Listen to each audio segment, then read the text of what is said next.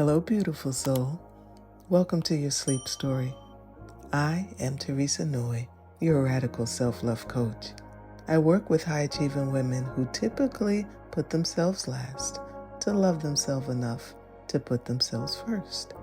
You deserve to love, cherish, and honor yourself without guilt because your well-being matters. It gives me great joy to be the voice that guides you into a restful sleep tonight. You are so deeply loved. Your existence is the proof. Before we begin tonight's sleep story, let's start with a relaxation session. I'm going to count down from 10 to 1, and as I do, allow yourself to let go more and more. 10. Feel the support beneath you, the support of your bed, the floor, and the earth beneath. Imagine the warm sand of a beautiful beach, cradling you, holding you with the earth's gentle strength. Allow that certainty, that solidity, to enable you to release a little more, to sink into this moment a bit more. 9. You are safe. All is well. Allow my voice to be a point of safety for you. Allow my voice to be an anchor that keeps you in a safe space. Know that my voice will only ever bring you into safe places. Feel into your body now.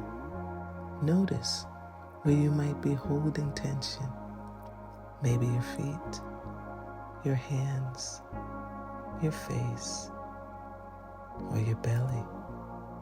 Just release it all. Your body has worked hard for you today. It's time for it to rest. It deserves rest. 8. Today is done. Whatever has been, has been. Whatever will be, will be. All you have is now. So thoughts about the day that just was, or days that are to come, don't serve you right now. Allow that realization to enable you to settle into this moment more. 7. This is your moment. You have nowhere to be, nowhere to go.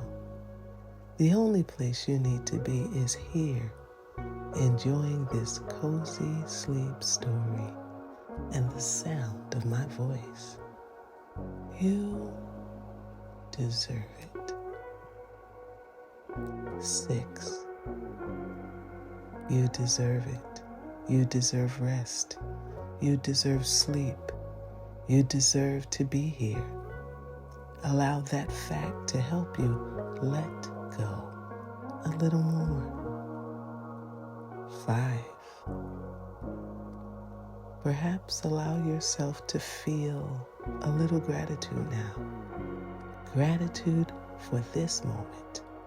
Gratitude for the ability to rest. Gratitude for the simple things. Your breath, the shelter you have tonight, the opportunity to switch off in a place of safety. 4. Embrace the coziness of this moment, the coziness of lying down in a safe space, moving towards sleep in the beautiful act of storytelling. 3. Begin to engage with your imagine now. Engage with your imagination. Picture a beach in the Caribbean, a secluded spot on the beautiful island of Barbados, isolated from the rest of the world, or another favorite spot that you may have. Allow yourself to engage. Bring that picture to mind and check in with your body again. Make sure you're not holding tension anywhere. Release and allow yourself to sink a little deeper to completely let go now as I tell you tonight's sleep story. The Desert Stargazing Camp, Chapter 1, Arrival Under Amber Skies. The wheels of the Jeep made soft indentations in the sand, carving a path through the hush of the golden desert. As the sun dipped low, spilling apricot light across the dunes, the air shimmered with warmth and quiet welcome. It was that sacred hour when the day exhales and the night begins to stretch awake, and everything, the air, the light, the silence, seemed to hum with invitation. Inside the vehicle, the women sat in a kind of reverent hush. They were achievers, women who solved problems, managed calendars bursting at the seams, held responsibilities with the grace of swans and the precision of clockwork. But tonight, they were not those titles, not mothers, not executives, not caregivers, not consultants, not the ones holding everything together. Tonight, they were simply together. As the Jeep crested the soft ridge, the desert stargazing camp came into view like a mirage made real. Low ivory tents glowing in the firelight, each adorned with gauzy curtains that danced like whispers in the wind. The scent of warm cedar wood, spiced tea, and something faintly floral welcomed them like a familiar embrace. The first to step down was Anise. She closed her eyes and took a deep breath. "It already feels like I can exhale here," she said, voice light as silk. Behind her, Joy, Marisol, Layla, and Simone followed, their steps soft in the sand, as if not to disturb the spell being cast by the desert's hush. A guide in linen robes greeted them with a gentle bow and warm eyes. "Welcome. Tonight, the stars are waiting for you." Inside the main tent, the floor was layered with thick woven rugs, silken cushions in soft desert hues, and lanterns flickering like secrets. Glass bowls held dates and almonds. A small fountain gurgled slowly in the corner, and there was the unmistakable sensation of being allowed to let go. They each took a seat in the circle that had been prepared for them. Not a meeting, not a performance, but a gathering, something sacred, something safe. "Can we just sit?" Layla asked, half laughing, half serious. "Yes," Joy replied, easing into a large velvet cushion. "We don't have to prove anything here." And so they sat for a long, lovely moment. No one filled the space with small talk or agenda.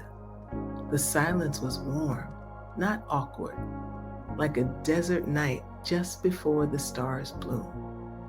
As twilight deepened, the temperature dropped to a perfect coolness, the kind that makes your skin feel kissed rather than chilled. The women changed into loose robes offered by the camp, light cottons that billowed like soft affirmations of freedom. They looked at each other and saw something familiar, something tender. They saw ambition softened by fatigue, beauty made gentle by truth. Later, they gathered on the terrace. The sky was a deep velvet tapestry, already pierced by early stars. They lay back on pillowed lounges, arranged in a semicircle, each with her own blanket, her own skyward view, and yet not alone. A soft breeze played with their hair like a mother's touch. And as the first shooting star sliced through the night, Anise whispered, "I think I've been holding my breath for 10 years. No one needed to fix it. No one rushed to console her. Instead, Marisol reached over and gently touched her arm. It was enough. One by one, stories began to bloom in the darkness like moonflowers, quiet, unfolding, real.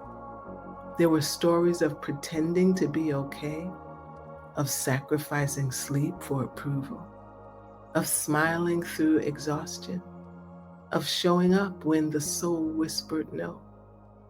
But none of the stories were drenched in sorrow. Instead, they were wrapped in the sweetness of release. These were women who were learning how to tell the truth to themselves, not out of desperation, but out of devotion. And as each woman spoke, the others listened, not just with ears, but with presence. No competing, no comparison, only mirrors held up with grace. Maybe, Simone said, we don't need to do this alone anymore. And something in the air shifted, like the stars themselves nodded in agreement. As the night unfurled in slow, gentle ripples, they lay there in their shared silence, the kind that heals. The stars scattered across the sky like affirmations, one after another, reminding them they were small but sacred, that they were here, that they could choose, that softness was not weakness, that rest was not a reward, it was a return. They did not know yet how this journey would change them, but for now, there was no need to plan it. They had already arrived. Chapter 2, The Language of Stillness. The morning came without rush, no alarms, no emails, no agenda. Instead, light entered the tent like a slow breath, soft, golden, unhurried. It tiptoed across the floor and warmed the edges of the woven rugs. The gauzy curtains swayed lazily, catching the rising sun in their folds like they were sipping it. Outside, the desert stretched wide and patient, as if it had been waiting centuries just to hold them. Anise opened her eyes slowly. For a moment, she forgot what day it was, forgot what continent she was on, forgot her calendar, her inbox, her performance reviews, and in that forgetting, something exquisite happened. She remembered herself. She didn't rush to get up. She just listened. The camp was quiet in a way the city never was. Not silent, but still. She could hear the low purr of wind sliding over dunes, the occasional soft clink of breakfast being prepared in the open kitchen, and the faint hum of the women awakening in their own time. It felt like the whole world had been turned down to a whisper. One by one, they gathered in the center tent again. No one was in a hurry. They came barefoot, wrapped in robes or blankets, holding cups of cardamom tea like sacred offerings. Each movement was gentle, each gaze unguarded. They sat in a circle again, this time surrounded by the scent of cinnamon and orange peel. Someone had lit a stick of incense, and the smoke curled upward like a ribbon of memory. There was something holy about this simplicity. Layla broke the silence first. I forgot how good it feels to hear myself think. Simone nodded, her voice still thick with sleep. I don't even know how loud it had gotten inside my head. A smile moved across Marisol's lips. It's not just quiet here, it's welcoming. The word hung in the air like a blessing. Welcoming. This space wasn't asking them to perform or fix or explain. It was simply inviting them to be. After breakfast, a guide led them on a short walk beyond the camp. No phones, no planners, just the sun on their shoulders and the soft earth beneath their feet. They walked in silence, spaced evenly apart, like notes in a musical score. Every few moments, someone would pause to admire something seemingly mundane, a cluster of wildflowers defying the dryness, a line of ants carrying impossibly large burdens, a hawk circling so high it looked like a speck in a dream. And then the guide led them to a ridge, a quiet, wide perch above a sea of sand. Blankets had been laid out like welcome mats for the soul. They sat again, not in the circle this time. They faced outward, toward the nothingness, the everythingness.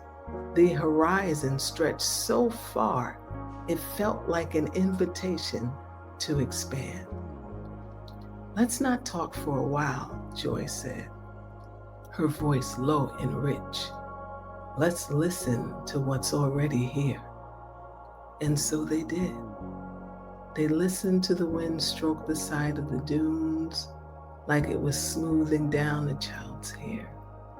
They listened to the way silence could be textured, soft in one moment, electric in the next. They listened to the voice inside that rarely gets heard because the world is always too loud. Anise placed her hand on her heart without thinking. It was not a dramatic gesture, just a small remembering. She could feel the slow, even rhythm of her own aliveness. For the first time in a long time, she wasn't waiting for anything, not permission, not affirmation, not proof. She simply was.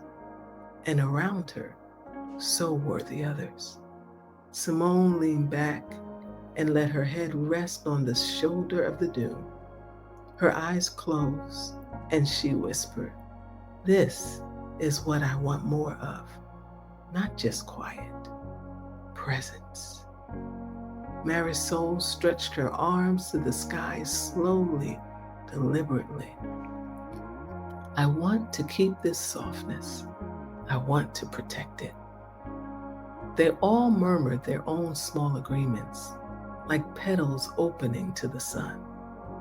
By the time they made their way back to the camp, their pace was even slower, not sluggish, intentional. They weren't rushing through the moment. They were tending to it. There was no agenda for the rest of the day, only options. a massage tent, a journaling nook, fresh juice served under the palms. But the richest offering they all knew was each other. So they gathered again, not because they had to, but because they wanted to. Because the stillness was teaching them a new language, a language without urgency, a language made of breath and pause and gaze, a language that said, you don't have to earn your rest, you just have to receive it. Chapter 3, Unmasking in the Glow. The sun hovered lower in the sky now, casting everything in that sacred golden hue found only in the late afternoon. It was the kind of light that made even dust look divine, where every movement became cinematic and every woman felt a little more like herself without trying.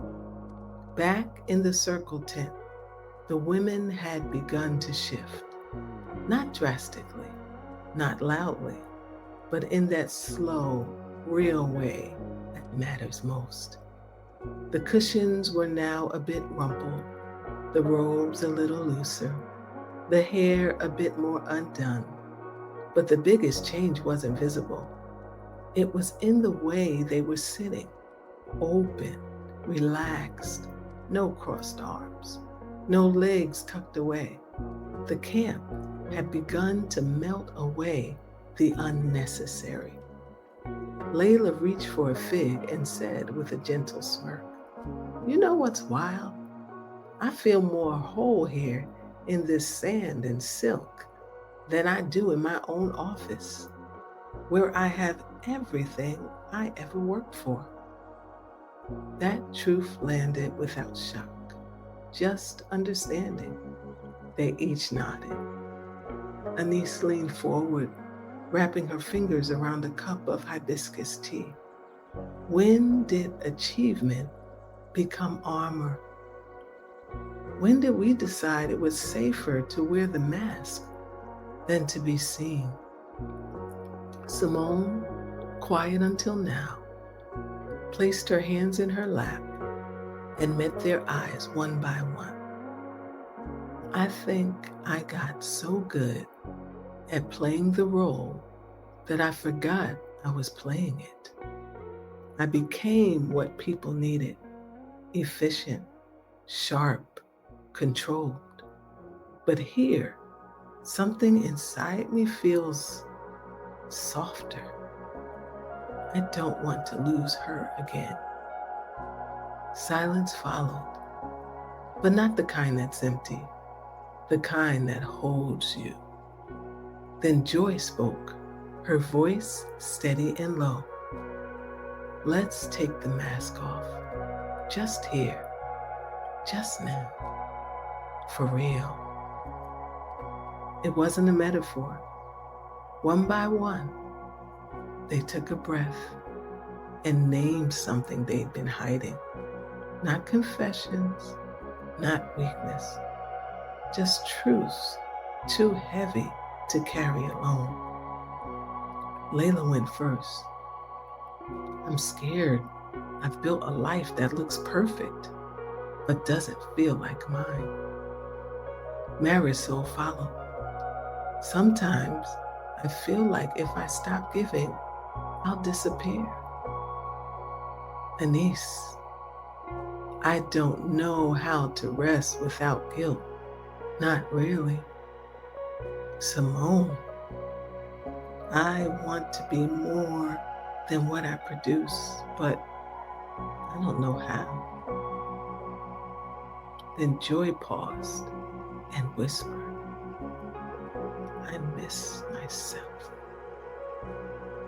Each truth was received with open arms. No fixing, no pity, no applause. Just nods, soft yeses, unspoken, I feel that too. The moment glowed, not because it was dramatic, but because it was real. And in its realness, it was freeing. They wrote quietly in their journals after that, the desert wind fluttering the pages like it too was curious. No prompts, no format, just space, just release. Later, the group moved again, this time to the fire pit, now glowing with soft coals and surrounded by lanterns that looked like bottled stars. Dinner was served: roasted vegetables, herb couscous, fresh dates, and warm flatbread passed around with laughter and ease. There was wine too for those who wanted it, and mint water in glass pitchers that clinked with ice and tiny slices of citrus. The fire crackled as their conversation turned toward desires, not for accolades, but for joy. I want more mornings that don't begin with urgency, Marisol said. I want to laugh until my stomach hurts often, Layla added. I want stillness, said Anise, and friends who will hold me to it. It was Simone who finally said what they were all feeling. What if we don't just rest here? What if we become women who live from rest? What if we take this back with us and let it change how we lead, how we love, how we choose? Joy raised her glass. Then let's name it. Let's make the commitment together. And there, under the desert moon rising like a watchful eye, they each made a vow, not to be perfect or calm or enlightened, but to remember, to return, to live with awareness, to hold each other accountable to softness, slowness, and soul. It wasn't a ceremony. It wasn't orchestrated, but it was sacred. They didn't need a ritual. They were the ritual. And somewhere above them, a shooting star arched across the sky like a punctuation mark. Chapter 4, The Night of 1,000 Stars. Night had arrived with quiet majesty. No fanfare, no announcement, just a gradual dimming, like someone slowly lowering the volume on the day. And then there it was, darkness, complete and full and humming with light. The stars came first like freckles on the face of the sky. Then like stories, then like prayers. It was as if the heavens had opened their palms and scattered a million glints of memory across the velvet night. The women returned to the stargazing terrace, now arranged with soft loungers and woolen throws. The breeze was warm but touched with cool edges, just enough to make you draw your blanket tighter and settle in like a secret. None of them spoke at first. It was the kind of beauty that asked for silence. Above them, the sky stretched into eternity, a slow, living map of light. One could almost hear it pulsing. Anise felt her breath slow, her body too. All day she had been softening, but now she was dissolving into stillness. The kind of stillness that doesn't ask anything of you except presence. Layla leaned over and pointed, her whisper barely audible. There, another one, a shooting star, and then another. They gasped together. They laughed, not loudly, but in a way that women do when something ancient is being mended. Marisol whispered, I used to think I had to earn moments like this. Simone turned her head slightly, still gazing upward. I used to think I didn't have time for them. Joy smiled. And I used to think they didn't count unless I captured them, posted them, proved them. Anise let out a breath that felt 10 years old. But this is just for us. And it was not a performance, not a highlight reel, just breath and beauty and presence. They watched as the constellations shifted overhead. Cassiopeia reclining like a queen, Orion drawing his bow, the Milky Way arching in a river of light. The sky didn't just shine, it danced. Someone had placed a small speaker near the cushions, and soft music now drifted into the space. Not loud, just gentle notes, like moonlight made sound, instrumental, slow, almost like a lullaby for grown women who had forgotten they were allowed to rest. Marisol turned to the group, eyes wide and tender. You know what I'm realizing? I don't just want moments like this. I want more me in my life. That opened the circle. They began to speak, slowly, gently, about the lives they wanted to lead, not the ones they'd been praised for or promoted in or survived through, but the lives they hadn't dared to name. I want to build my calendar around what fills me, Layla said. I want to stop needing to be strong all the time, said Joy. I want to write again, whispered Simone. I want to wake up and not feel behind, Anise added. The stars kept listening. No one was giving advice. No one was planning strategy. They weren't coaching or correcting. They were witnessing. And sometimes that is the greatest form of love. They paused again. Let the silence do its work. Some closed their eyes, letting the music and the night wrap around them. Others kept watching the sky, catching stars as if they were catching pieces of themselves they had once let go. Eventually, one of the camp guides brought warm lavender cloths and tucked each woman in with a soft nod, not because they needed it, but because they were worthy of care. Anise felt a tear slide down her cheek, not from sadness, but from the ache of coming home, to herself, to the women beside her, to the softness she had always believed she had to earn.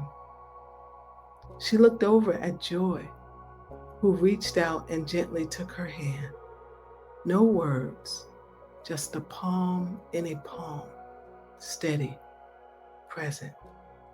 They didn't need to say it. They were here. They were whole. And they weren't doing it alone. Above them, the stars kept falling like blessings, like answers, like promises whispered in the dark. And each woman, in her own time, drifted to sleep beneath a sky that no longer felt so far away. Chapter 5, Sunrise Commitments.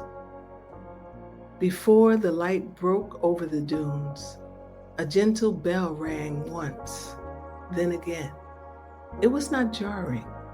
It sounded like something ancient and kind, like a reminder from a time before clocks, a time when people rose with the sun not because they had to, but because it was beautiful to do so.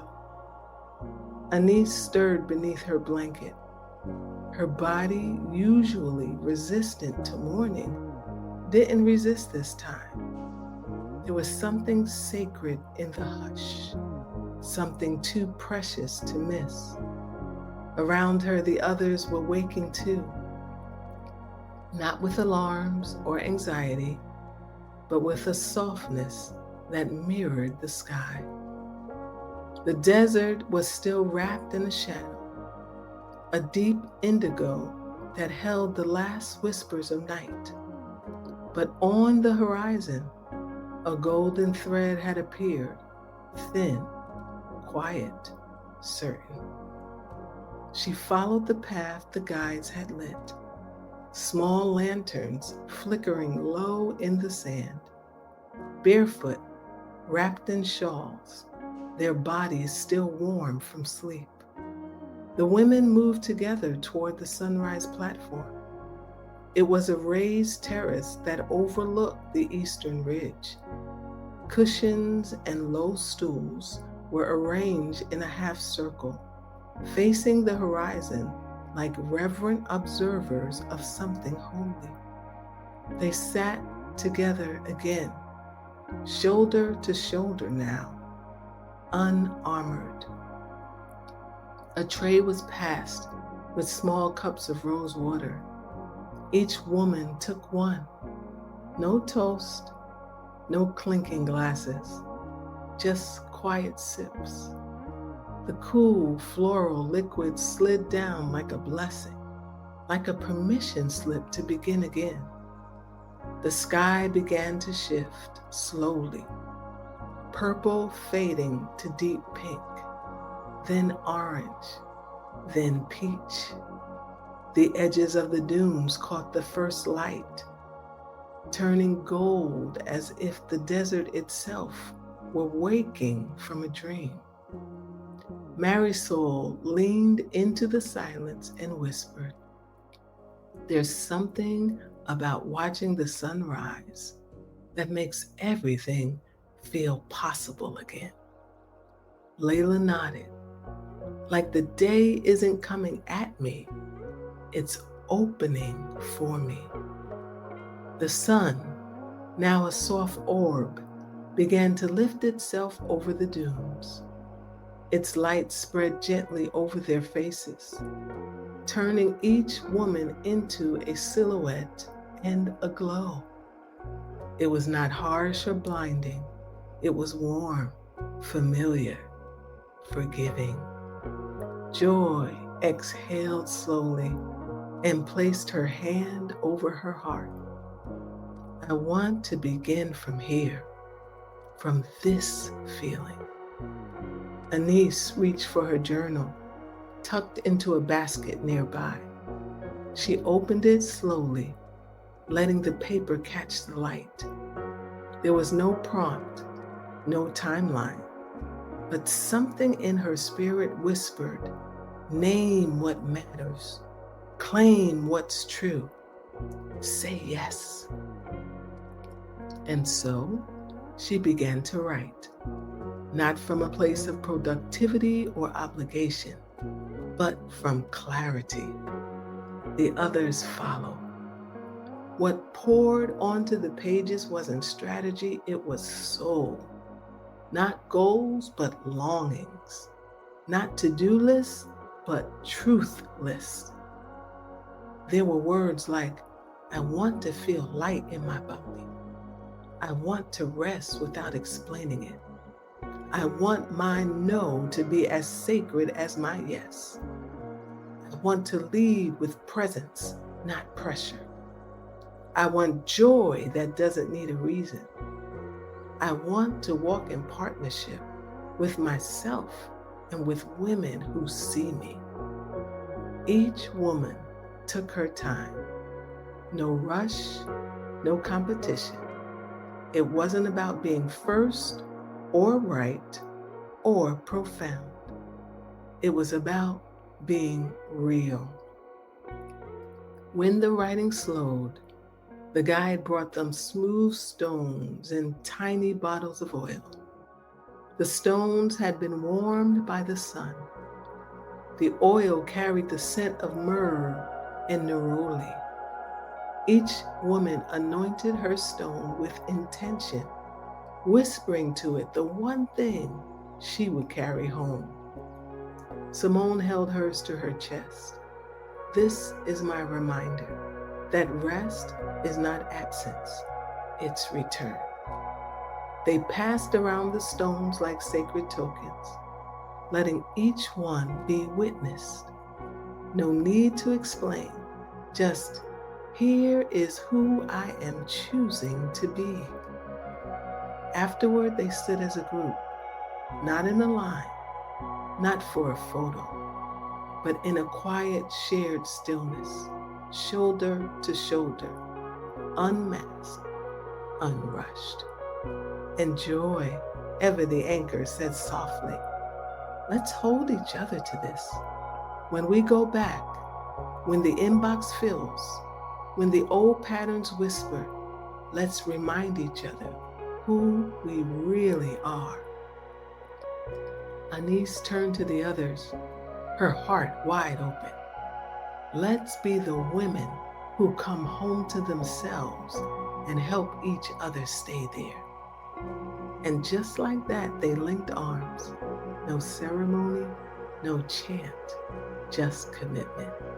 The kind of commitment made not from pressure, but from love. The kind that doesn't shout, but echoes quietly through the body and lingers for a lifetime. Chapter 6, The Return Home. The last morning arrived like a whispered lullaby playing in reverse. The tents rustled gently as the breeze teased their edges. The lanterns, now unlit, hung like sleepy eyes still watching over the camp. The air carried a softness that only comes after something sacred has unfolded. The kind of softness that doesn't ask for more. It simply invites you to hold what's already been given.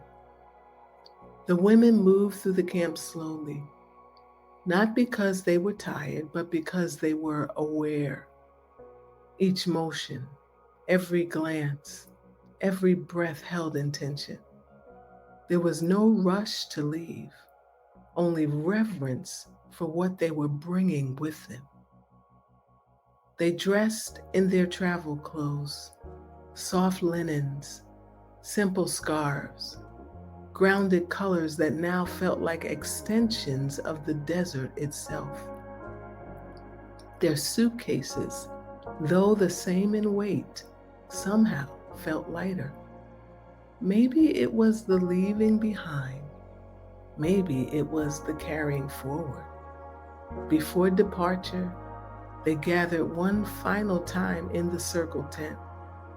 The space looked almost the same, but they were not. Something had shifted permanently and quietly. They no longer looked like women managing something. They looked like women inhabiting something, inhabiting themselves. A final tea had been prepared, sage and honey this time, earthy and warm, the kind of drink that stays with you even after the cup is empty. Joy was the first to speak, her voice calm, grounded. We said yes to ourselves here, and not just in words, in presence. That matters. That changes things. Simone nodded, her hand resting on the stone she'd carried with her since sunrise. This is more than a memory for me. It's a new rhythm, one I choose to keep. Anise looked around the circle slowly, her gaze tender. I didn't expect to be changed by the collective. I thought I needed solitude, but it was being seen, really seen, by all of you that woke something up in me. Marisol smiled. We don't need to disappear to rest. We just need safe places to land and safe people to land with. Layla, whose eyes had welled up more than once that morning, lifted her tea and said softly, let's promise to be those people for ourselves and for each other. They all raised their cups in silent agreement. No loud goodbyes, no final speeches, just the unspoken knowing that this was not an ending, it was a continuation of a new current. Outside, the jeeps waited, the engines hushed. The camp staff smiled and bowed, hands over hearts. These were not farewells. These were blessings for the journey ahead. One by one, the women stepped onto the sand, turning back only once to take in the tents, the stars still faint in the morning sky, the place where they became more themselves. In the jeep, Anise sat by the window. As the camp disappeared behind the rising dunes, she placed her hand over her chest, not to hold anything in, but to remember, you were here, you felt it, you chose this, and it will not be forgotten. The road ahead was long and winding. There would be meetings, messages, moments of forgetting. But now, there was also something else.